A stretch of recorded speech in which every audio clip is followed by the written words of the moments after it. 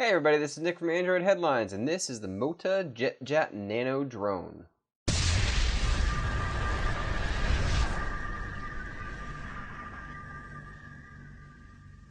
So this is a little bit different from most of our reviews because this isn't really a device or anything like that. It's just really a toy. So if you're looking for a drone with connected features, a camera, or anything more advanced like that, this is definitely not the one you're looking for.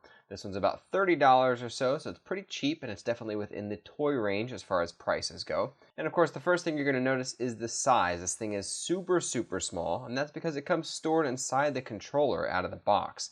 So already you're looking at a small box, then you pull the controller out, and there's a little plastic flip lid that stores the ultra tiny drone. Now I could easily fit two of these things in the palm of my hand without it sticking out, and I'm sure the third one would only protrude just a little bit, so you're talking a very small device. It's only 11 grams in weight, so it's ultra light, and yes, that means flying outside is possible. However, there is definitely no flying if there is any kind of wind, because as soon as the wind hits, this thing is going to be taken away, no questions asked. It is definitely best flown inside, and thankfully it's precise enough to do so. Taking a look at the way we control this, the controller itself looks like an ordinary dual stick video game controller that you're probably used to at this point. Moving that left stick around up and down is going to be your throttle, whereas left and right is going to be spinning this one on the Z axis. Clicking that left stick in is going to switch between beginner, intermediate, and advanced modes for those of you out there who are a little more daring. The right stick itself will control the drone on a 2D X and Y axis, so if you're looking at it from the top down, up would be forward, down would be backwards, and so on. This is denoted by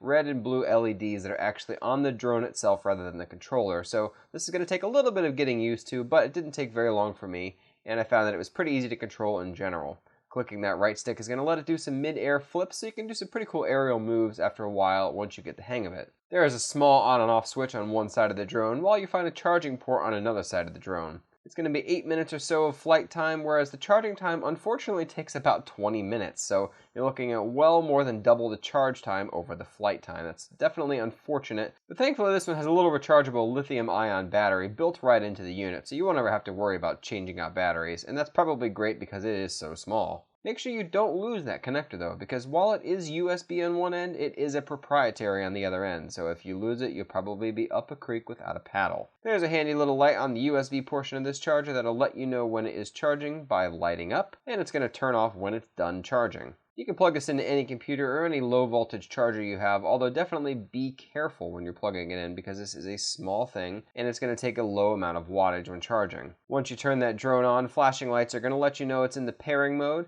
You're going to have to turn both the controller and the drone on at the same time to pair. Otherwise, you're going to need to power cycle the controller to repair it if it somehow becomes depaired during the flying process. You are going to have to pair this one each and every time, and thankfully a series of beeps followed by solid LEDs on both devices will let you know when it's paired, and this whole process takes about 5 seconds or so at least it's quick. Handling is great out of the box, however I found that after a while, it started to get a little more unreliable than I would have liked to. There is a trim function on the controller, but I found this to be a little bit difficult. You're actually supposed to be trimming in the direction that it's drifting in, which took me a while to figure out, but it's not too bad once you get the hang of it. There's also a factory reset here that you can check out in the manual by pressing the left stick down to the bottom left, and the right stick up to the top left for a few seconds while the LEDs flash and again turn solid once it's done. The durability is high on this and withstood plenty of multi-foot drops at high speeds, even on the concrete and other hard surfaces, which, given the weight and the plastic build, I was pretty surprised that it withstood. Worst case scenario, the propellers might pop off and you just pop them right back on. It's really no big deal.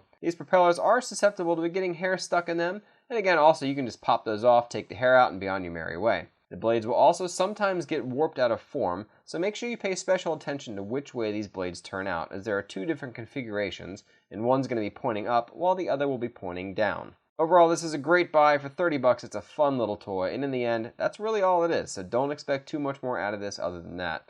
Check us out on Facebook, Twitter, Instagram, Google+, wherever you are, we are. Thanks for watching. Till next time.